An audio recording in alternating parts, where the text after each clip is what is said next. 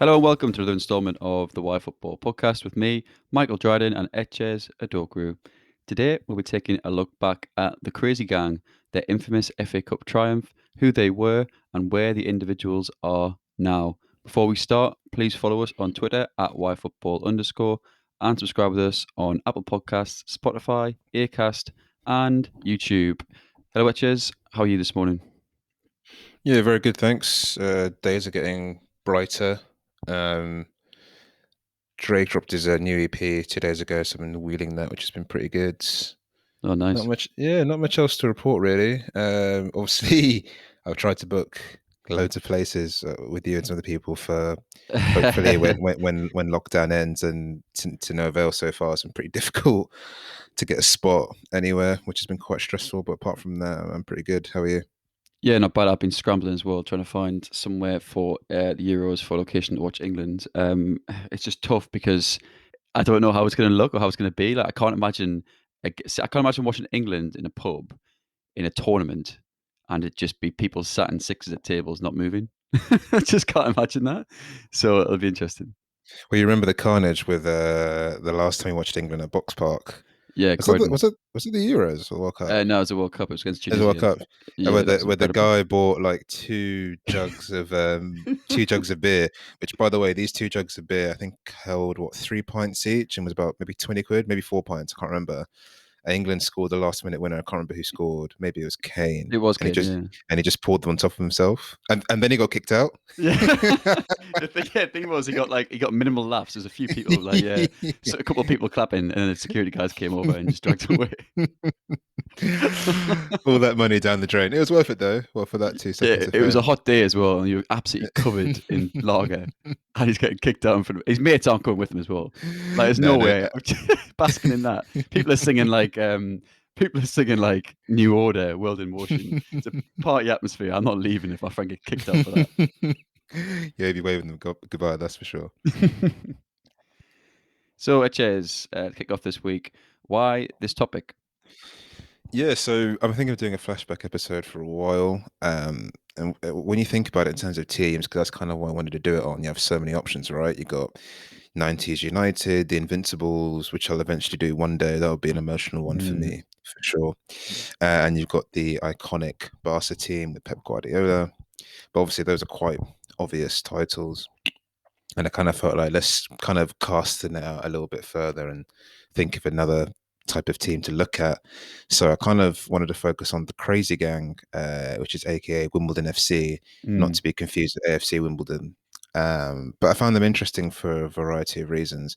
I felt like they were the definition of long ball, an aggressive style of football, which many fans then are now cited as unattractive, with no rightful place in the game. Yeah. It's one of those styles, right, where your fans, if you're winning, love it.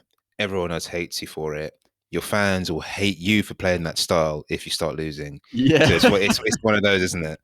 And also, it's good to highlight the piece you did on AFC Wimbledon, not to be confused with Wimbledon FC, to highlight their return to Plough Lane. To check out our page Wyfutbol for that. I haven't done a plug in a very long time, so I thought I'd just drop one in there. Oh, brilliant! Yeah, did an article on AFC Wimbledon, their rise and their fall. I used to live really close to where the new Plough Lane, where it has been built. And I went for some runs and some walks by there during lockdown when it was still being built. I had absolutely no idea it was Plough Lane. I had absolutely no idea it was Wimbledon's new stadium. I just thought it was some hotels getting built or something, which I thought was odd for the area.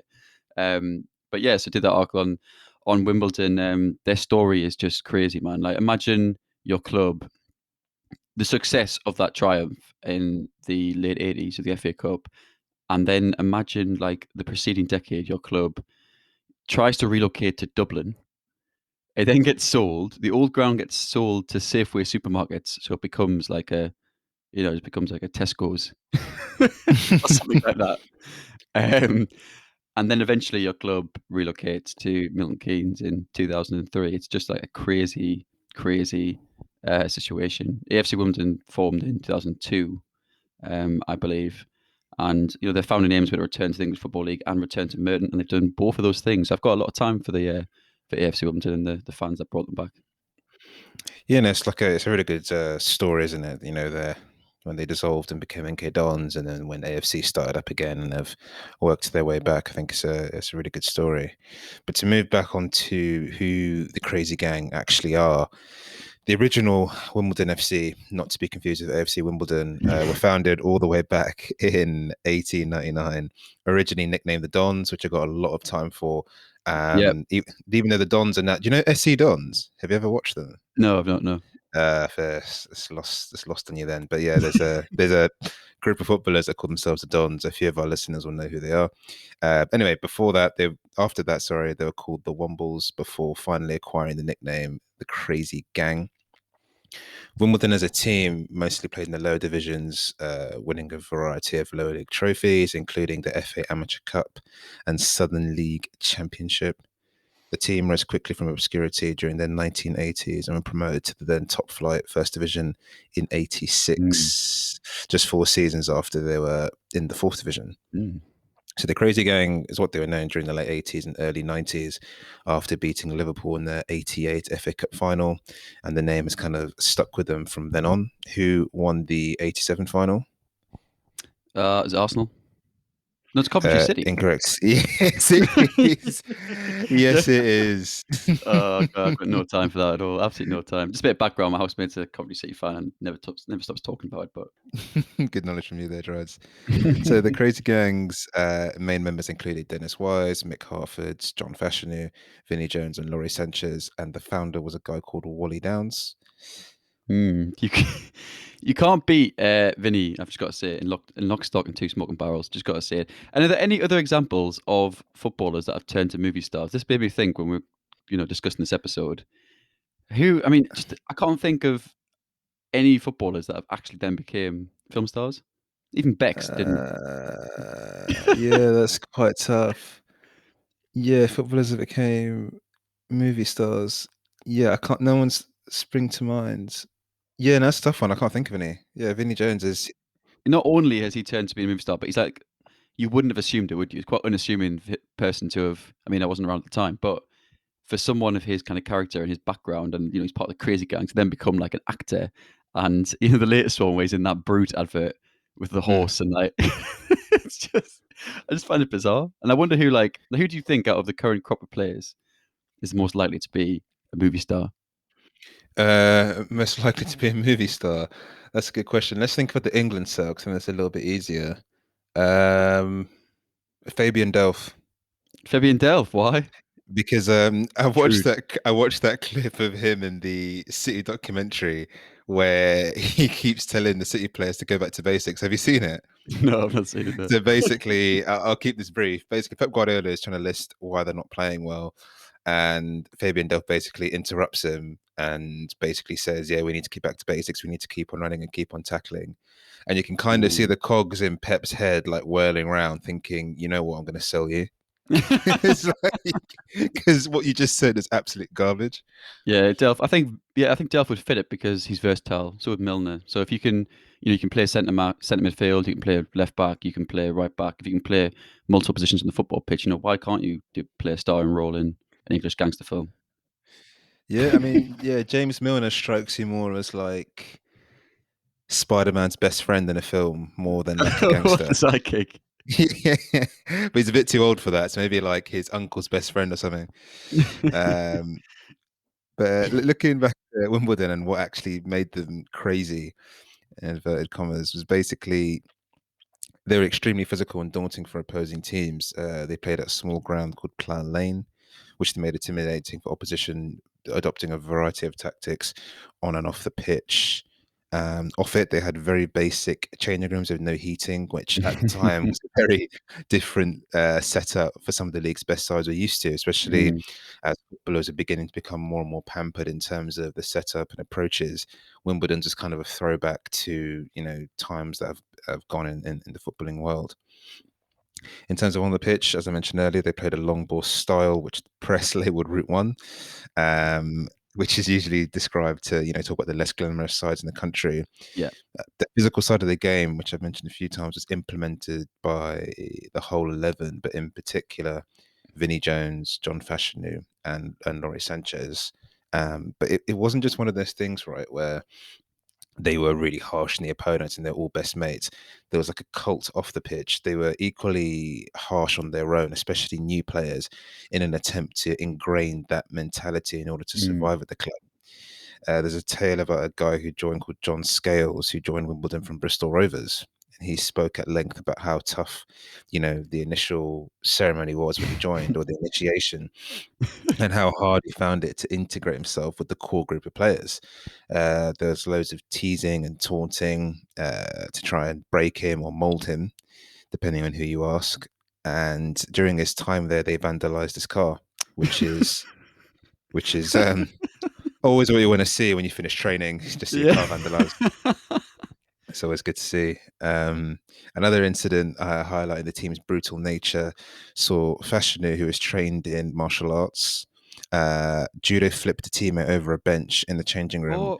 destroying his calf, and there was blood everywhere. I've tried to find out right what they meant by destroying his calf, but I can't really. All I've got is there was blood everywhere and his calf was destroyed. I don't know if it was in 10 pieces, 2 pieces. Was it That's broken? very Like, vague, yeah. I don't know. I don't know what happened there. But yeah, that gives you an idea of the type of characters in the dressing room. So what? So there's a so I mean, thinking back to an old school style of like dressing room, you'd have obviously the benches around the corner, around the outside of the room. Then you'd have a table in the middle where you'd have oranges, water. You'd have like team sheets. The managers and coaches stand around. Has he essentially just flipped him onto the table like on WWE German suplex through the table? It, How is that actually going on? yeah, it's just a different time, isn't it? I think Mm, that was the crazy boys. That was what they were about. But that has no place in football now. Um, and it didn't have any place in football then, but it managed to find its way in Wimbledon FC. mm, John Fashanu himself was an interesting character. We did a pod on his brother Justin in part yeah. not too long ago. He's quite a divisive character, both on and off the pitch, but an effective, talented scorer, scoring 107 goals in 206 games. Mm, So Fashanu joined Wimbledon when they're on the up in the second division. When he spoke about his perceived character on the pitch, he said, well, before I go into that quote, I think it says so much about how he approached football as a whole. We're hearing all of these things about how he tackled teammates and chopped their calves up and was very aggressive. But I think this quote, kind of you kind of have a view into his psyche about how he approached the game.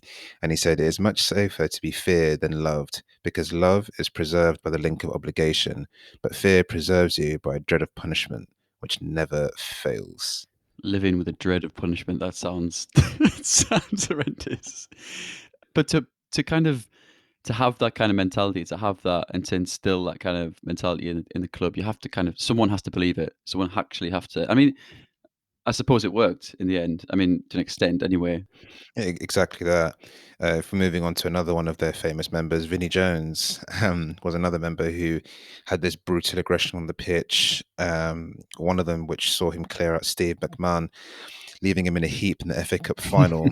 Many have said in the modern day that would have been the quickest red card ever seen. But again, John Fashanu actually said that it was that moment that set the tone for the match, which Wimbledon went on to win. There was another incident which saw him grab Paul Gascoigne's testicles in a heated match against Spurs, Yeah. which kind of shows you the type of character he was while he was playing. But just like Fashanu, Vinny was extremely talented. He famously said that he played completely differently into training than how he did in the game day. He said, I didn't smash anyone in training and I loved pinging it about. But when I crossed that line at 2:55 on a Saturday, I had a chemical imbalance that kicked in. I don't know what he means by chemical imbalance. It sounds quite unhealthy. Yeah. That managed to spur him on. And the next point is kind of what you already touched on, which is, you know, I think what the crazy gang personify is utilizing, whatever they can to have or get an edge over an opponent, which isn't too dissimilar to how sides operate in the modern day, such as targeting certain players by clever fouling, e.g., Grealish, all the verbal mind game strikers attempt to use on centre backs. Someone like Diego Costa springs to mind, or Yeah, Luis Suarez's tactics with his nudging opponents in the back or whatever. It's just that Crazy Gang were a very extreme version of that. And yeah, maybe they went a bit over the edge, but that's what worked for them. yeah, exactly. And perhaps it's dangerous. Perhaps it's seen as like unsporting, ruins the game, whatever people would have labelled them at the time for those that weren't fans of their tactics. But at the end of the day, you think about that challenge Vinnie Jones made against that Liverpool player, McMahon. Um, he still didn't get sent off for that challenge. And I don't know what their disciplinary record was. I don't think it was very, I doubt it was very good. But at the end of the day, he has, in theory, acted within the realms of the laws of the game doing that. Like it was still a foul, but he still stayed on the pitch. As far as I'm aware, they weren't levied with many fines, or particularly for that game anyway. And to the point I'm trying to get at is, they're not. What they're doing is still kind of in some way acceptable by the rule makers at that time. Otherwise, they'd be getting disciplined. Otherwise, they would be getting fined. They have players sent off. They wouldn't be able to finish games. That wasn't happening though. So to an extent, they've taken what they've seen is they've looked at the game, they've looked at the rules, and said, how can we bend this as much as possible to get an edge over clubs like Liverpool, who at that time as well were coming out of the most successful period in their history, had much better resources. This is a time, well, just prior that English football dominated in Europe, um, and so you can see where they've done it. And without it, though, do they lift the FA Cup? Probably not. Yeah, that's the thing. It's what sometimes clubs get lost in the fact that the best sides, even then, Liverpool were a very good team, and the other sides that are very good as well. And the idea is always to play this beautiful game, this magic football. And I think football gets lost in this. There's two tales, right? There's the pragmatism, which is to win at all costs, which has always been in the underbelly of football throughout Yeah, centuries and years. And there's always been the idealistic approach, which is to play fantastic football, free flowing football, which fans love and also win. And there's always that battle, whether it's Mourinho's versus Pep Guardiola's, and it happens at the lower end of the scale. You see teams now like Brighton that people love because they play very good football, but they could get relegated. yeah, exactly. Yeah, Sides like Burnley aren't as glamorous, even though they do sometimes play quite well. But all of them are trying to achieve the same thing, which is to win. And I think football gets lost to try and say this is the right way, this is the wrong way, but there is no right or wrong way. And Wimbledon kind of exemplify that at the time. yeah, it does translate to current day. I mean, it's not a direct comparison, but you even think about someone like Diego Simeone they get lambasted as being very defensive, and they are a very defensive structured unit, but they get lambasted with being incredibly functional as opposed to being talented, even though they have someone like João Felix, who's one of the most expensive players of all time. And they do have talented players. They have Luis Suarez. And then you think about, the other end of the scale, you have someone like Marco Bielsa. I mean, did a podcast on Marcelo Bielsa, sorry. And he hasn't, as much as he's one of the most revered coaches in world football. The way he's talked about by people like Pep Guardiola, like people like Pochettino, but he hasn't won a great deal. He's never really managed at the absolute very top echelon of the game. Um, and he is seen as someone who has a beautiful style of football, but as you say, it hasn't actually translated into, to an extent, results at the very highest level. For someone who's so revered as well, as we talked about on that podcast, you expect him to be, a 2 or 3 time European Cup winner, but he's Yeah. not. But Simeone, could win the La Liga this season. He nearly won the Champions League, and he has a sensational career at Atletico. So it's a very poignant point. Yeah, no, I completely agree with that one there. I think to even hammer on that point even more, someone like Simeone, even he or she's tried to adapt his style to something more attacking based. And then when they played against Chelsea, they were, they didn't play very well. People were like, oh yeah, he should have just stick to what he knew. So Yeah. you can't win. I've been aware that recently they've been doing more attacking and have been more attractive to the eye, which is great. The moment something goes badly, all his detractors flip it over and say, yeah, you know what, you should just stick to what you know. This hasn't worked, so you can never really win. To be honest. No, yeah. And what's he going to do? Go toe to toe with Barcelona and Real Madrid in terms of trying to purchase Flair and purchase Yeah, why anyone? not? Yeah, May as yeah. well. It's a defeatist attitude really, because I mean, he won a league title, which was sensational ahead of them. He could do the season. Atleti generally could. I completely agree. So moving back onto what happened to Crazy Gang or the aftermath. Winning the FA Cup against Liverpool in '88 was their pinnacle. They didn't particularly push on from that moment. Dave Bassett moved on to Watford, who was their manager, and they still had a few good seasons, finishing sixth, their highest ever finish in the 92-93 Premier League season. They're one of the founding members of the Premier League as well. Fashanu and Laurie Mm. Sanchez both left in '94 to Villa and Swindon, respectively. Wise left quite a bit before that in 1990 to Chelsea, becoming a a big name there. Yeah, And Vinnie definitely. Jones departed in '98. I think slowly as each of the key members of the Crazy Gang's old guard departed, the culture slowly shifted. And you could argue that the original blueprint that made them so successful was dated. As teams around them developed and became familiar with their setup, they struggled to truly build on their initial success in the league on a consistent basis. Wenger actually said when he first came to England, that was the hardest team for him to face was Wimbledon, Mm. because of the aggressive nature. And I think he lost a game and drew.